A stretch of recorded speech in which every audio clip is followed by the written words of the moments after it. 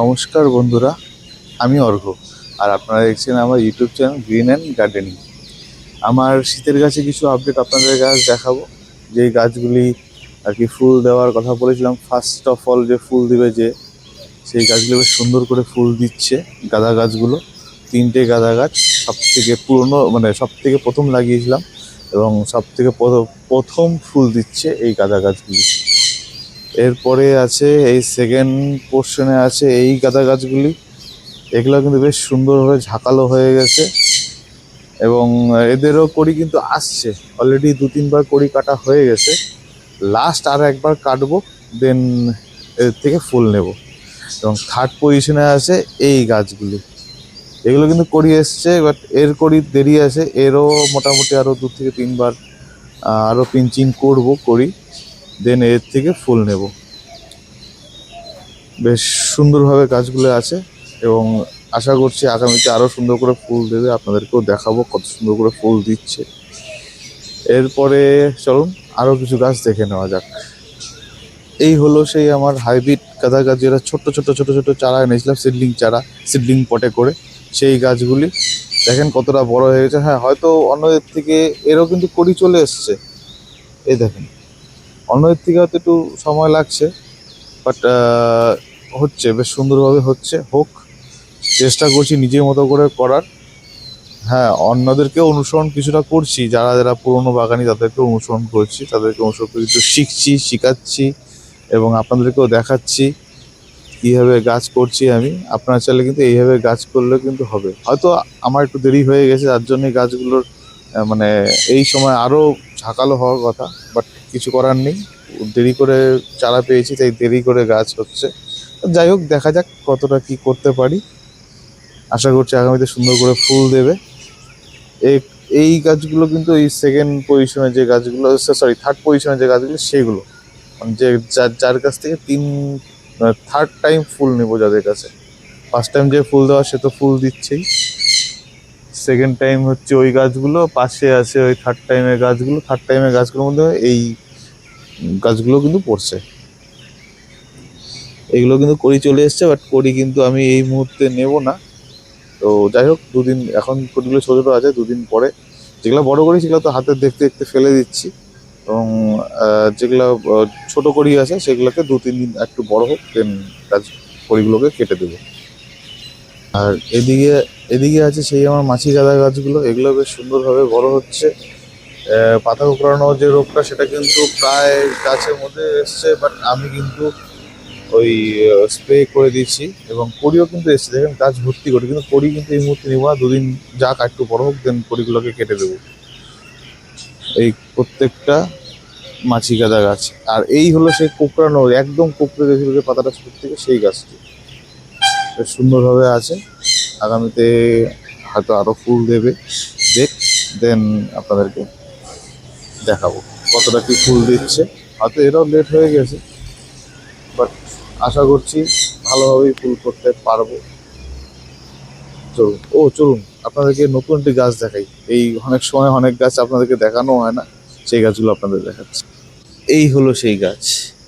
এখন জানি না, আমার যেখান থেকে বরাবর গাছ আনি সেখান থেকে এই গাছটি পাইনি।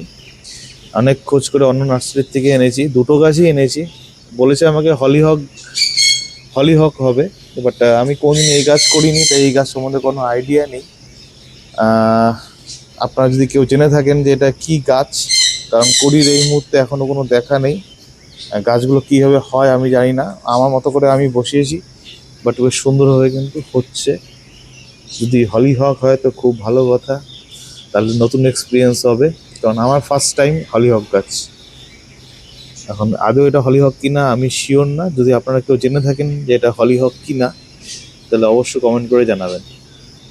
আর এদিকে আছে আমার সেই স্ট্রবেরি গাছ, গেল বছরের।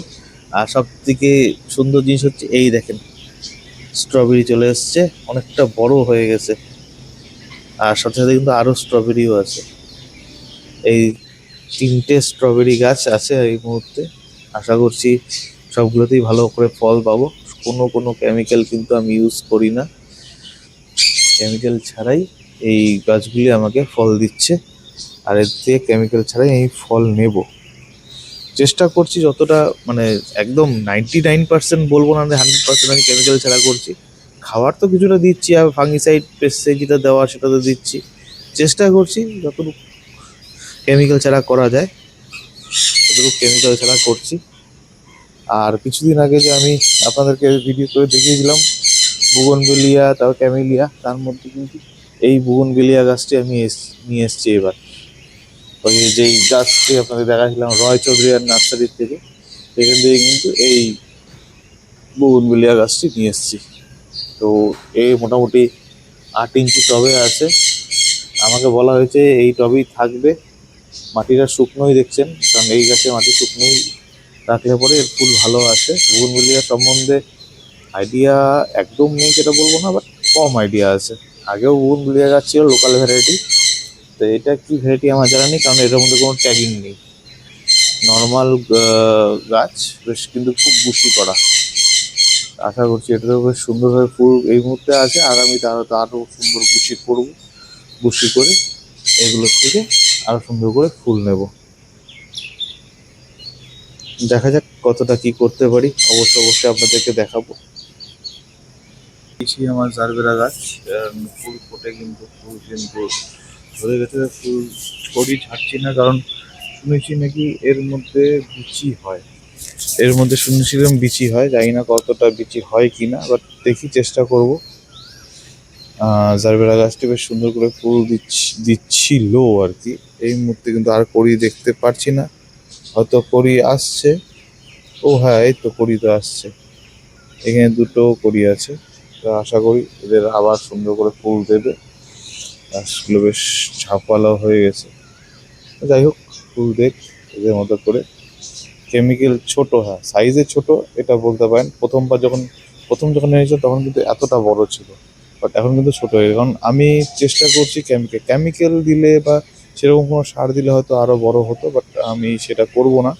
গাছটাকে ন্যাচারাল হিসাবেই চেষ্টা করছি করার। জানি না কতটা কি হচ্ছে, বাট হোক। ফুল দিচ্ছে এটাই আমার কাছে, এইটাই। আচ্ছা, এই দেখেন, এটাই মনে হয় আগামীতে বীজটি তৈরি হতে পারে। একটু শক্ত শক্ত আছে, বাট পড়ে গেছে। যাই হোক, হোক, কতটা কি হচ্ছে আপনাকে সেটাও দেখাবো আগামীতে। এই যে পিটুনিয়া গাছগুলি, যেগুলি বেশ সুন্দর করে কিন্তু ফুল দিচ্ছে, এবং থোকা গাছগুলি একটু কম কম ফুল দিচ্ছে, বাট কিছু কিছু গাছে কিন্তু বেশ সুন্দর করে ফুল এসছে। এই দেখেন, আশা করছি আগামীতে আরও সুন্দর করে ফুল দেবে থোকা গাছগুলি। আর এই গাছটা তো মানে গাছ একদম বেগুনি আর সাদা দুটো পাশাপাশি হয়ে গেছে, বেশ সুন্দর করে ফুল দিচ্ছে। কেউ ফুল দিলে পরে অবশ্যই আপনাদেরকে শেয়ার করবো। গাছগুলি এদিকে আছে সেই চন্দ্রমল্লিকা গাছগুলি, এও কিন্তু সুন্দর করে ফুল দেওয়া শুরু হয়ে গেছে। আপনাদের আগেও দেখেছিলাম এই সেই ইয়েলো কালারের ফুল, যেটা ফুল হয়ে গেছিল, বাট এই মুহূর্তে কিন্তু এই গাছে ফুল নেই, কারণ ফুলগুলো যে মুরঝে গেছে, সেই ফুলগুলো আমি কিন্তু কেটে দিয়েছি। এরও মোটামুটি বেশ সুন্দর, কিন্তু প্রথমে সাদা ছিল, কিন্তু আস্তে আস্তে কিন্তু গোলাপি হয়ে যাচ্ছে। জানি না কেন, বাট এমনি একটু খারাপ লাগছে না দেখতে।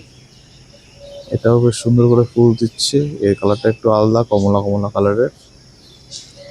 একটু গোলাপি কালারের ফুল, বেশ সুন্দর। এও খুব সুন্দর দেখতে। আর প্রত্যেকটা সাদা চন্দ্রমল্লিকা খেয়াল করে দেখছি, প্রত্যেকটা সাদা চন্দ্রমল্লিকা কিন্তু একটা টাইমের পরে কিন্তু গোলাপি হয়ে যায়, কেন সেটা জানি না, বাট হয়ে যায়। এই সেই সাদা চন্দ্রমল্লিকা, এরাও বেশ সুন্দর করে ফুল দিচ্ছে।